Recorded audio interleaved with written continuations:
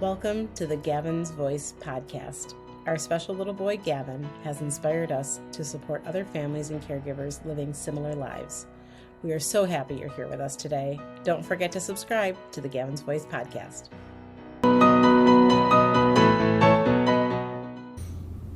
Hey everybody, and welcome to the Gavin's Voice podcast. We're here today in the Gavin's Voice studio. Very excited, and we're going to talk about sleep. Something that it's necessary, obviously, but it's something that's become a little bit of a science in our home. And what we want to do today is share a lot of work, especially that Doreen has done regarding Gavin, his sleep habits, and how we've kind of helped him out with it. So it's kind of called sleep therapy. While we're not professional therapists, the amount of work that's gone into this for understanding and helping Gavin with better sleep, and then helping us as well, is something that Doreen's put a ton of time into and shared with all of us as a family. Yeah, it's been a lot. Kind of put something together that I call the 13 sleep therapy steps for better sleep for those caregivers having sleepless nights, kind of the title of this whole thing that I put together. And the first one is a big one, and it's consistency. So consistency is key. We have learned through a lot of trial and error. Some of us are harder than others. I've been doing, parenting for 28 years, right? Almost. And, Gavin is David's first and a boy as well. And some of the things that we have found, David likes to be the good guy. That's just who he is. He doesn't like to say no. And with Gavin, we don't want to use the word no, because we just learned this week that is a trigger for him. But we can't always give in to him, and he has to learn how to be flexible. But consistency is key. So we have learned a lot about schedules, and to the point where I'm a little cross-eyed today because we've been working on a summer schedule that it's working, but it takes a lot of patience. Yeah, in our house, there's 3-4 people who will regularly put Gavin to bed. So back to consistency, ensuring that we're all kind of following the same routine, even for Gavin, is very, very important. We're doing the same things, the same amount of time, the same reinforcement for the next day, which Gavin's always worried about, and things like that. So consistency is key, and you're going to hear a lot of that theme, kind of throughout these 13 points, but it is number one, and we'll continue to circle back to that one. Number 2, establishing a routine. Yep. Every night needs to look the same. Every day should look the same, but we all know that it doesn't always work that way. But at night, we have a bedtime routine, and everybody needs to follow it, and the people that put him to sleep are pretty consistent with it, as far as I have seen. But we use a couple different items to help him sleep. So it begins with this, pretty much, even we'll get into more of that later, but just, making sure the television's off at a certain time, and the same steps. But the actual physical bedtime routine is, we go into the bathroom, he goes to the bathroom, he brushes his teeth, we take a bath with lavender soap. And we don't know if that's part of the reason why sometimes we're successful, and maybe it has nothing to do with it, but we use a few different things. So we use lavender soap. We have in his room, we have a lavender oil with those reeds that I never used before, but it's a way to get that stuff into his room, and not have to worry about a machine running, because there's only so many plugs that we can plug different things in. We have a sound machine that has a few different sounds. Now we're on to a new sound. Took him a couple days, but he insisted on it, and now it seems to be actually working. It was almost a moment of panic when we changed sounds. I know, I was like, who changed the sound? Who changed the sound? Why is it a different sound? It shouldn't really matter, but with Gavin it does. He has to have a clock, because we read him a social story that tells him that he can get out of bed at a certain time. So he can get up by 6 o'clock in the morning. Obviously, he doesn't usually abide by that. Recently, we've had some success, but he is hearing me from afar, and I'm sure tonight we'll have an issue, but we want to talk about that through the podcast. He also sleeps under a tight spandex sheet that has been gold. We have a few of them. We have one for travel. So we have 2 different sizes in case we go to an Airbnb and need a bigger one, or a hotel. He has special blankets that mean something to him, depending on the day, which one he wants. We also have we have to lock him in his room, which every time I say that I cringe, but it's the way to keep him safe because we've had some elopement issues. Has he ever gotten out of his room middle of the night? Knock on wood, no, but he will tonight. Now that I said that out loud, Probably. he definitely is telepathic and he's listening to everything I say. But so he's, we have to lock the door. The fan is running. Now we have a air purifier, but you would ask me a couple weeks ago. Would have been a different machine. He's struggling with some allergy issues, some seasonal type stuff. So that air purifier has hopefully alleviated some of that. We used to have the water, whatever that is, in there too. Yeah. We're constantly Humidifier, thinking like, what could we do differently, and will this work better? Yeah. And sometimes we make too many changes in a day, and we don't know which one is the one that worked. And you look back when things don't work and you try to figure out, okay, what part of the puzzle was missing or what was off. And it could be as simple as Gavin just not feeling well or just, who knows, it could be anything. We make ourselves crazy for no reason. Yeah. But when you look at the routine stuff, it's feeding a couple different things. Gavin, being autistic like many others, he has to have a routine. It has to be the same all the time. He's looking for the same thing or he will get upset.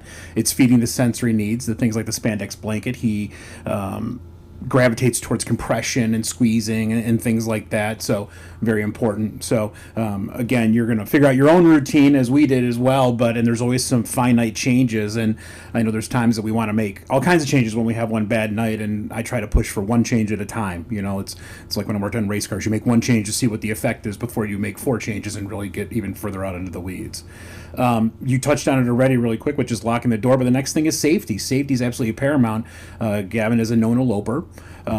So for us to be able to put our head on the pillow, we need to be able to know that Gavin's going to be okay for the night. Yeah, we have a camera that we use for a lot of reasons. One, primarily to make sure he's safe, not doing something to hurt himself.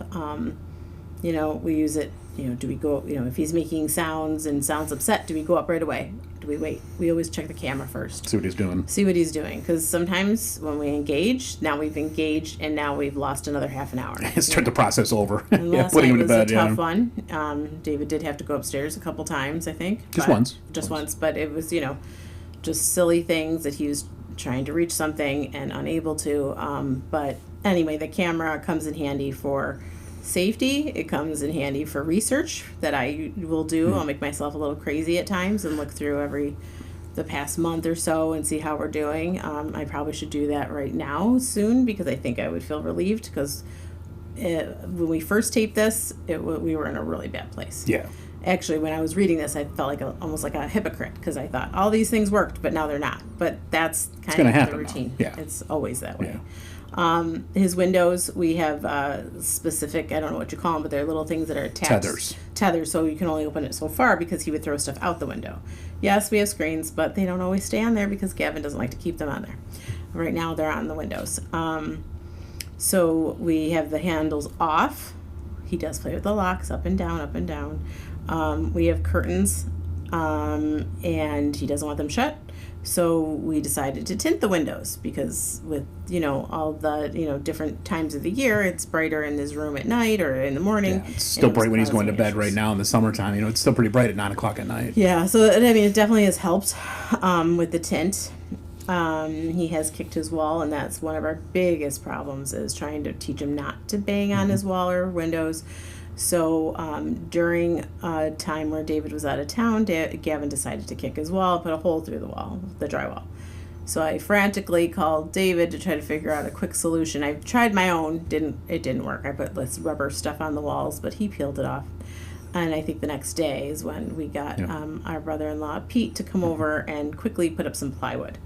The plywood was great. It works. It's loud when he bangs on it, but we know he's not going anywhere. It's undamaging, I think. Yeah. So I ended up painting it a dark navy, just thinking it was a little bit too bright, which sounds kind of weird, but the things that you think about when you have a child like Gavin are things you would never think about with a typical kid. Yeah, there's no wrong answer here. If it works, it works, Yeah. And we put some glow stickers on there, and that was last night's issue. He couldn't reach the top star or whatever it was that he was trying to reach, and David was up there with him. Yeah. But if anything, he peels the stickers off the plywood, I could care less. They're like a couple bucks on Amazon, and, we put them up there. I can put another batch, which my daughter's kindly said, please don't, because they make a mess. But you know what? If it keeps him busy, I'll put a whole nother load up there again. Yeah, and it's hard because Gavin's room is very starkly decorated. We've put some more stuff in there recently because things would come off the walls. He was going at them, So again, just trying to eliminate some of the sensory things and some of the ideas that go through his head when he couldn't sleep. So it's kind of sad. You want your kid to have a really cute room, and it's difficult sometimes with some of our kiddos. Number 4, again back to sort of a consistency thing. Wake up time is the same every day. The target wake up time is the same. The minimal time, maybe we should say, is the same for Gavin. Yeah. The little story that I have attached to this was one night. He was up at let's say 3 a.m. I was back and forth in his room trying to figure out what the problem was. And just a note that we used to get up with him. So if he would get up at 3, we would get up and bring him downstairs, which was crazy. We were doing this over and over again, and we realized that we needed to make a routine. So we had to set a time. We had to set a social story that said, this is the time you're allowed to get up. And so that's what we did. Now, at this point, the social story said he could get up at 7 o'clock. And I had been up with him a lot that night. I don't know if it was 2, 3, 4 o'clock, whatever. It was multiple times. And I was sitting on this chair on the floor with Gavin. He was sitting on his bed, crisscrossed at the end of his bed, kind of just hanging out looking at me. And I looked at him and I said, hey, Gav, what do you think if I say you can get up at 6 o'clock, which when we talk to Gavin, it's 6:00. Why? I don't know where that started, but we don't say o'clock. We say 6:00 or 7:00. I think he came home from school. Maybe, I don't know. Yeah. So I said, would 6:00 be better for you? He looked at me, his whole body relaxed, and he crawled back into bed. And I was like, now I'm wide awake because I thought, what the heck?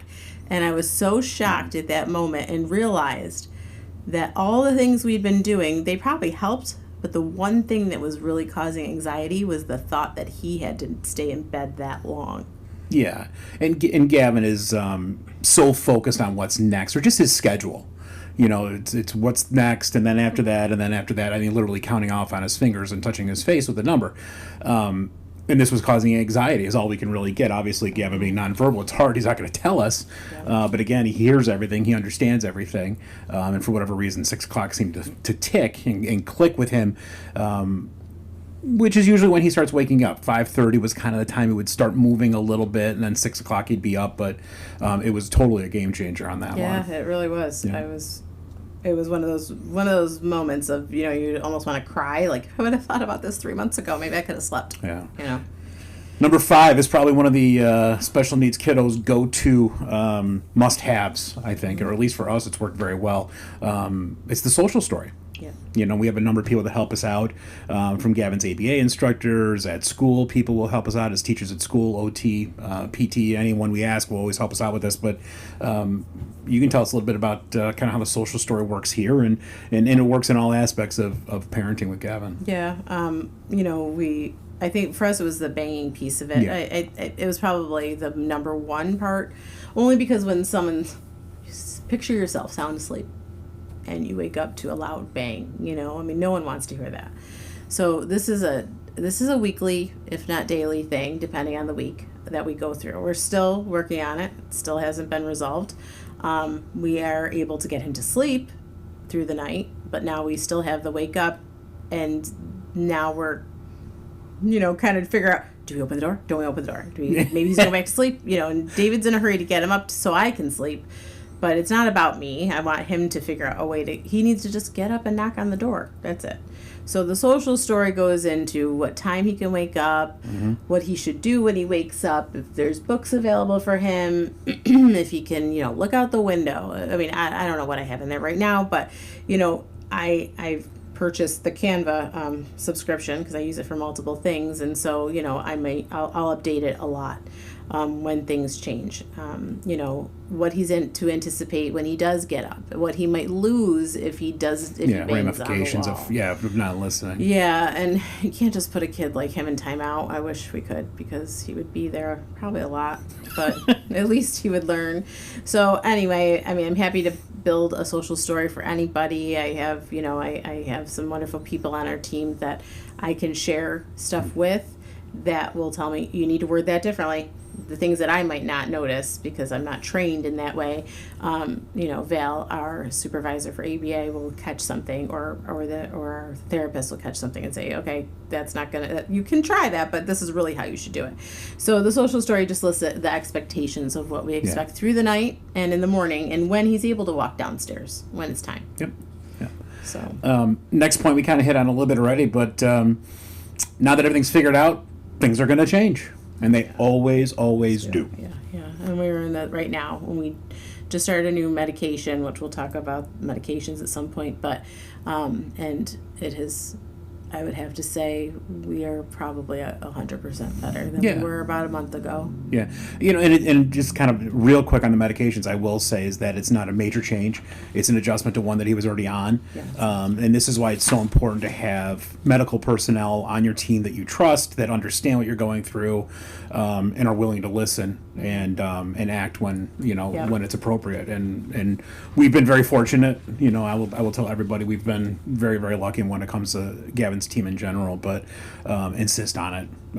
Parents, just do the best you can. Yeah. And let's talk a little bit about medications now. Number 7 is your child on medications. Yeah, and we want to just start with, we're not promoting these at all. Yeah. You have to do what works for you. Did we want to put Gavin on medicine ever? No. But we learned that the only way to survive, really, for all of us, was to do that. And to kind of settle down his brain. I mean, you can only imagine what his head is. I always think of my computer screen, which everybody would probably die if they saw it. I have a million tabs open all the time, and I know what they are and why they're there, if I'm saving something to look at later. But Gavin's is like that all the time, unless he's sound asleep. Maybe even when he's sleeping. So we realized that we needed help. And so we started with guanfacine for a little bit, and it worked for a little bit, not for too long. Yeah. And then we went to clonidine. Clonidine was a game changer at the time. And between clonidine and our most recent change, we tried some alternative things that the doctor would not probably be happy about, but I don't know if it's our age or what, we don't care. We're going to try what we can try. We're not going to go get illegal drugs, but we had to try CBD. We did try the melatonin, never ever worked for Gavin. Didn't touch him, yeah. And we also tried THC in the form of a Kool-Aid. But Gavin is also gluten-free, so it makes it a little challenging sometimes to find the proper stuff with the right ingredients. But we have tried a lot of things, and I highly recommend, if you're struggling and if you're just at your wit's end, don't put it out of question. We didn't want to do it. I've never had my kids on medications at that age, but it has helped us. And so now we're using hydroxyzine, and it was actually prescribed more times during the day, but I would never give it to him, at least not now. I will never say never, because it really wipes him out. So he takes it just before bed, and there's been a few nights, like last night, it took him a little bit, but when he's out, he's out. So it's one of those things, even you say that you have a hard time sleeping through the night sometimes. Yeah. Where hydroxyzine, he has a hard time getting to bed immediately. Not every day, but once he's out, he's pretty out cold, which is not like him. Yeah. He's always moved a lot, and if you look at the camera, which is another benefit, you can see that the movement throughout the night is much less than it used to be. Yeah, the hydroxyzine's been important, I think, as well. As I mentioned, he does suffer from seasonal allergies like I do, springtime, and some other things. We actually just had an allergy test, which I'm sure we'll touch on in another episode. It's an antihistamine. Yeah, so the antihistamine effect of it has been really, really important with the seasonal allergy type stuff, and then with the sleep as well. And back to the clonidine, it made a huge difference, not only at home and with sleep, as we're talking about here, but then in school as well as some other things. It just kind of took that edge off, it seems. And it's always interesting, they find these drugs that are helping with this, but it was really designed to be an anti-seizure medicine, I believe, originally, and how it sort of evolves. And then the other one we would have Gavin on is, and we fought this one for a little while, but putting him on Adderall for his ADHD, and that was a game changer in school. It really was able to get him from less than 5 minutes at a desk doing some dedicated work to substantially more and increasing. And it's a little dose. And it's very, very small 10. dose. And we haven't changed that, knock on wood, in the 3 years that he's probably been on it now, or close to it. I can't believe we haven't. So we've been very pleased. So don't, there's no shame in it. Again, this goes back to having a great medical team and asking questions and being prepared and really understanding your kiddo, that you're taking care of and expressing that to the doctors. Number 11 is a tough one for us. 11. Geez. Sorry, I'm skipping way ahead. Number 8, exercise. I apologize. Exercise is, especially at the nighttime, more important than we ever thought. And now it's kind of a routine that if we don't get it, we're all kind of like, it's raining out, or, we can't do it. So yeah, I mean, it depends. I don't know. I feel like, in the winter we can't. We just don't have he could probably ride his bike in the basement, but he would probably never do that. So I don't know. I mean, he used to ride his bike in school. So we do bike rides, we do the playground, we do swimming now that the pool's open. But Gavin exercises all day because he jumps on his trampoline pretty much nonstop. I mean, unless he's on his iPad. So, I think that it's very important, and maybe just something you didn't think about. We all should be exercising. I'm not exercising, so I was thinking the other day, where the heck am I going to put that into my schedule? Which is shame on me. I need to find time. But Gavin, even if it's not even long, it's like 15, 20, maybe 30 minutes. Yeah, it depends. Yeah, on what it is. Sure. But yeah, I think that it does help him at the end of the day for a little extra, just a little bit of exercise to get him ready for bed. Yeah, I think so. And I think a lot of this is also that, we've been working hard on buffers between technology and different things. So he's not going right from his iPad time to a TV to back to the iPad or whatever it might be. So he's shutting off the iPad earlier than we had been in the past, and getting a little bit of exercise, and then you add in his nighttime meds, and all of that kind of equates to a little bit of a better sleep pattern we've seen probably over the last 3 months, especially. There's obviously there's nights it hasn't been great, but it's certainly helped. Yeah, it definitely does. So that leads us into number 9, which is it's a tough one right now. In New York State, they just passed resolution, no more phones for the kiddos in school, which, blame them. I believe overall is good. There's a couple of things I don't necessarily agree with it on. But I haven't been paying attention, so all I know is we didn't. But just technology in general is a huge thing for any kiddo. And for someone like Gavin, who is really driven by that time that he gets on his 11-inch screen, that iPad,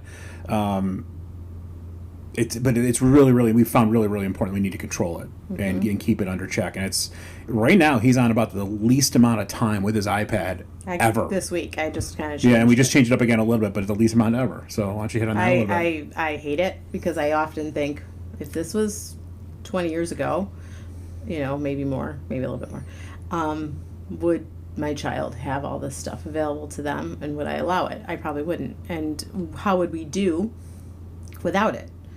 Part of me feels like we'd be more successful. Not everybody agrees with me, but I enjoy my phone too. So, I'm just as bad as everybody else. I use it much less than I used to, but I just feel like for someone who's got his brain is just spinning, how could this calm him down? It doesn't. I think it just adds to it. But that's probably another discussion for another day with some, someone who's actually done research on this topic. But I really wish we could, find ways to even make it less.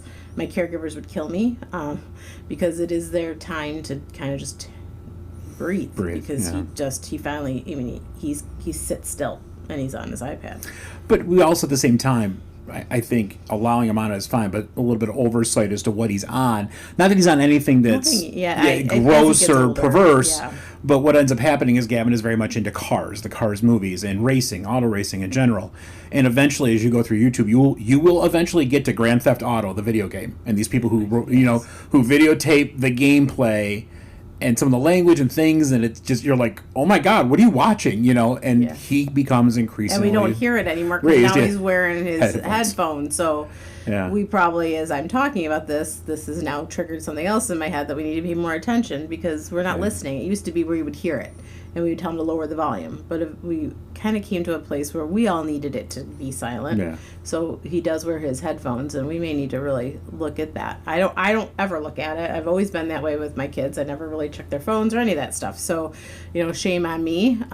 Again, there's only so many hours in a day. Did I check his iPad today? Like, someone should be checking that, and that could be something that the caregivers can do that, that are paid through his budget. That could take a look and just make sure that we're not missing anything. Because being a boy, for me, having a boy, it's hard enough, and just thinking about what is coming down the road. But also with the technology pieces, making sure that it's off, the TV and the iPad is off by I think I have it by 8:30, but we usually have it off before that. 7:30. No, the television though. I think I have. Oh, the TV as well. We have that off by. We try to do some sort of exercise around 8:00 anyway. Yeah, so we really, 7:30, 8:00 is about the end of the technology time, which is really good, which hopefully slows down his thought process as well to make him get ready for bed. Yeah, and I think that works pretty well. Let's talk a little bit about Gavin's a challenge. Just in general, in the fact that he's not going to go play outside by himself or just kind of chill out and do some things by himself. There's moments, he'll pick up a book or something like that, but it's not long periods of time where he'll sit and play with Legos for hours at a time, never. right? So what are some things that he can do when you still need to sleep? We'll go back to the sleep thing more so. In the bedroom, when they wake up early, kind of before that 6 a.m. mark, maybe we can talk a little bit about what we've done. We've tried We've tried a lot of stuff. We've tried sensory toys. He still has a basket on his dresser. Yeah, rarely touches it. Doesn't touch them. We have books. The new thing is he wants to sleep with his book, which I don't want him to sleep with his book because my feeling is he's going to roll over and hit the book, and then he wakes up, and it doesn't take much, right? And now he's up, and now he can't go back to sleep. I don't think Gavin says to himself, I probably should go back to sleep. I just don't think that that's going on in his head. Yeah. But we do have books. Now, when we first wrote this, we were in the process of trying different types of lights that he could access or we could access for him outside the room. They're available, but we haven't had to use them. Yeah. But they're there when we do need them, and something that we have to remind ourselves that we've already done. It's like there's a whole list of things that we try or we attempt, and they don't always work, but at least we know that is ready, the light bulb that we can access. Yeah, so we basically installed a Wi-Fi enabled light bulb in his he has just a single overhead light from a ceiling fan, but I think what that'll end up being is more seasonal as well. He's going to bed, it's still kind of light out, he's getting up at 5:30, if he gets up at 5:30, something like that, it's starting to get light, and he can actually look through his books in his room and allow himself a little bit of time just to sort of I did catch him in the middle of the night a couple nights ago looking, like he was like this close to the book but looking at it. So I don't know how much you can see. He likes to have it open. He has so the Cars movies, he has like an encyclopedia of every car, every character, if you will, in the movies, and he likes to have it opened up to a specific page. Like that's his buddy of the day tomorrow or something. Ideas. Does he change it every night? Last night it was changing. That's why he wanted to. From time to time, if I need to go in the room, we'll take a phone with us, and he can actually go on a notepad on our phone and express what he has. We won't take his assisted speaking device, but we'll take our phone, and he said purple, and he thumbed through the book, maybe put the light on the book until he found number 19, who's purple, Danny Suarez. Sorry, I know that. And that was where he wanted the book open for this morning. Craziness. It works. So since there's toys in his room, he doesn't really use it, but some may. I think the only other thing we could put in there is a trampoline, but that would just cause different problems too. No, we don't want that. No. Yeah. But we've done like sensory mats where he can walk on them. Mm-hmm. That didn't seem to really do anything, so we have him downstairs if we need. He's got a cool chair in his room now that he seems to like as well as his bed. So it's a secondary place. Yeah. Now number 11, I apologize, and this is a tough one for us, being nonverbal, and those of you who have nonverbal kiddos or members you're taking care of. Is your child in pain? Let's face it, when we as kids had sleepless nights, was there a tummy ache? Is there a headache? Is something else hurting? Is something going on? So that's usually what it was. Yeah, kids, right? Yeah. So we can't communicate, so what do? We have a sheet in his room. Haven't had to use it recently, but Gavin's a really healthy kid. I will give us, we are very lucky with that. He's pretty healthy. When he does get sick, it's short-lived. But we have had a time where he did tell his caregivers that he had was it a headache? His ear was bothering him, and he was, and usually this means iPad, but at that point you could tell his ear was bothering him. So we have a sheet, and again, we will post some links to certain things with the podcast, but it's simple, and it's just a sheet of all different, my foot hurts, my stomach hurts, my head hurts, whatever. And, it has worked, and the younger your kid is, the more he may not, or he or she may not be able to express that, but as parents, it's hard when we don't know what's wrong with them, and so it gives us the ability to maybe get some kind of response, and then we know if we have to call the doctor in the morning or if it's something we can deal with on our own. Yeah, and as he gets older, hopefully he'll start to recognize that a little bit better. I know that's something they've worked with him at school as well. Number 12, we've touched on this a bunch already, but maybe in a little bit more detail. How important it has been to us, and how others may find some useful knowledge in this, and how important having a good camera in his room has been, even as a 9-year-old. Yeah, it's been a game. I mean, I don't want to say game changer, but it really, it's allowed us to change the game a little bit. We've been able to just kind of monitor how he is at night, what things might affect him in the middle of the night. Is his sleep getting broken at a certain time? Is it something we're doing? Are we showering too late? Are we walking up the stairs too loudly? And our house is so loud. It's not that old, but it's really loud. And last night I was wishing I could figure out a way to make it quieter. But that's just on the list of things. But it really, we've heard him say words on the camera, which is a gift, and that was a while ago. It doesn't happen really anymore. But to have those videos, they're priceless. Is someone, and we're not watching our caregivers at all. We don't judge anything that they do unless they were to hurt him, but that's not happening. But to be able to say there's a problem, every night when this person's putting him to bed, what's missing? We could go back and look at it. We don't watch over the people that watch Gavin that closely because we trust them. But if we had to, we could. And it's not, no one's ever hurting him, but it's, what are they saying? They could be saying something that's triggering him, those kind of things. Are they following the routine? And then also, being able to remember who got him up in the morning. About a month ago, I went through the whole month before to kind of evaluate how his sleeping pattern was, and I actually realized that he was able to put himself to sleep on his own for a few nights, and I was like, oh, okay, well, it feels like a blur when you're not sleeping. You can't remember. I can't remember what happened yesterday when I have to think back to what was the routine like, what was the morning or the evening like. So it's good to have that. You don't have to do anything with it unless you're crazy like me and I want to write a chart so I can kind of follow and see what it looks like. But for me, it was helpful and a little bit of relief that we might have slept a little bit more last month than we thought we had. But I think it was 16 days out of 30 or something like that we did not get a consistent night's sleep. Yeah. And after a while, I still feel like I'm recovering from that and you can't ever catch up, they say, on sleep, but it really does a number on you, and the older you get, the worse it feels. So it's, we wanted to do a podcast yesterday, and I couldn't get myself to even think about doing it. I was just kind of a zombie. Gavin slept fine, but I think now I'm just still trying to recover from all of that. But the point of it is the camera's great, and you can use it however you want, simply just to make sure they're safe. But if you're like me, I should say, because I don't think you're as crazy with it as I am. But then when you travel, sometimes you'll keep it on. I'm like, you're not in town. Get some sleep, because I need to sleep when you get back. Yeah. So don't bother, shut it off. You don't need to watch Gavin. We keep it on at night so we can listen for him. But he is locked in. So he's not going anywhere, but it's, and we'll hear him without the camera. It's interesting, though, now that we've gone kind of further down the path, we use it more as a diagnostic tool.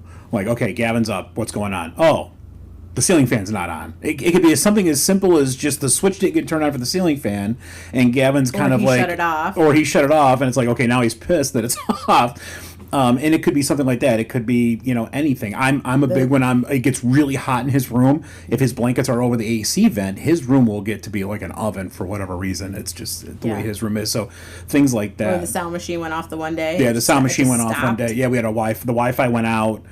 and when the power went back on, it didn't properly connect or something happened. I don't know, and it just didn't work properly. It's and what I will say in conjunction with the cameras is. Obviously, to do this, having one of the better cameras, we've gone with the Google stuff, the old Nest brand stuff, but now it's Google, especially because it allows us cloud storage for, I believe, 30 days. So it allows us to kind of go back, and if we start to see patterns, we can go back and look and see where it might have been. And I think that is very valuable along with the cameras. I mean, certainly if they have the means, I think it's great. Even for us, Gavin, getting on and off the bus, the camera that's outside is on the same system and things like that. So we can kind of monitor how he's getting on the bus, and as we're giving him a little more freedom and things like that. So I think the cameras, if used properly, not as again, as Joreen said, we have no reason to check up on anyone who takes care of him. But at the same time, it allows us to watch behavior and look for patterns and things like that. So it can be a real powerful tool. Number 13, it's kind of continues a little bit of this too, is that, and number 11 with the Are You in Pain, but, can your child communicate verbally, and what that means and what that looks like. If they can, they cannot.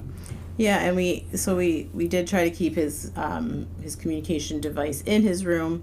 It didn't go well because he would play with it, and then he would overload it to the point where we had to send it in to get fixed. So, and it would repeat. So, you don't want to hear that either in the middle of the night. It repeating. I don't even know. Was it numbers? I think it was. I don't know what it was. I thought it was the alphabet. It was just on repeat, and it wouldn't stop. We had to do whatever to stop it, and then it wouldn't work again. So we realized that wasn't the answer, and we don't always like to give him our phones because sometimes he'll get fixated on something else within the phone. He does pretty well, but we did have somebody, it's better than it was, donate their old phone from their son to us, and we appreciate that very much. And that if we do have middle of the night things that happen, we can bring it to him, and and it has nothing on it, just the notepad. Yeah, and he can just type in whatever he needs to tell us. And not every kid can do that, so we have to remember that too. We're just kind of giving you what we have. Some kids need those pictures. I'm sure there's a way we could figure that out for you too. There's a lot of things on Amazon that are cheap, that are simple pictures that you could use as text style stuff, or just that I wish we could use. But Gavin, he loves to type. He'll tell you, and I was watching just videos a little while ago, he'll tell you he wants to go to London, so he'll tell you lots of stuff. He likes to type. He's 99% accurate on how he spells his words. It's pretty amazing. There's been times we've had to guess, but most times he's pretty accurate. Yeah, most times he's pretty good with that one. I mean, it's never been like a typical kid who wants water. I don't think he's ever asked for a drink in the middle of the night, but it'll be, I don't know, what was it he typed yesterday? That was the purple. Yeah. And then, but that's the thing, is then figure out what he means by purple. So it's interesting with him. But that's really all we have is those 13 things. But I have a whole list of links that have the bath soaps we use, the oil that I use, the sound machine, the alarm clock, and it does not go off. We just have a time with the big numbers. Yeah. The window tint, or the camera, spandex sheets. We mentioned exercise, so he uses a really cool tricycle that we got off of Amazon. The Wi-Fi light bulb that we have. Obviously you can find this stuff anywhere. We also have locks on the on our outside doors that are a top lock, so he's locked in his room, but we also have that as a secondary reinforcement. So it's kind of like what you'd see in a hotel would probably have something similar. Yeah, it's even a little beyond that. You kind of pull it and you push it to the side, and it's up high where right now he can't reach it, but he is getting taller. We've probably got 2 more years left of that one. Yeah, we'll have to find a solution of some sort. Yeah, and then some of the sensory toys that we've used that have been successful, which actually I have a new sensory ball that was great that my friend Kim sent Gavin. He loves it, and I need to get more of them. But that he does love that one. And but anything, and I actually have links for those quick talkers if you have somebody who uses PECs that you could use. Yeah. But we have lots of ideas and so many more things and guests that we want to bring on to talk. And very excited. We meet people every day that are living the same life that we are. It's not easy. And I guess there's days it can be hard to realize that this is what we have to do for God only knows how long. This was the plan. This was, I guess, someone had a plan. This was the plan. I didn't get the memo, but it's okay. Yeah, I know. But we encourage you guys, write in comments, questions, please. Like I said, we'll even share these great sheets that Jane made up with the sleep therapy things that we've come up with, as well as some of these links. And at the same time, things that interest you, maybe what you'd like to see on some future episodes, some things like that. We're really, really excited about being able to share and hopefully bring in some of the professionals that we know as well. And we'd love your feedback, and we'd love to hear more from you. You can email us at info@gavinsvoice.com. You can leave questions here. We're going to be on a couple different Spotify locations, or Spotify will be on for our podcast, as well as YouTube. And Gavin has his own Gavin's Voice Facebook page, so check us out there as well. Sounds good. So Thanks we'll for see everyone joining again us. soon. Thank you. Thanks.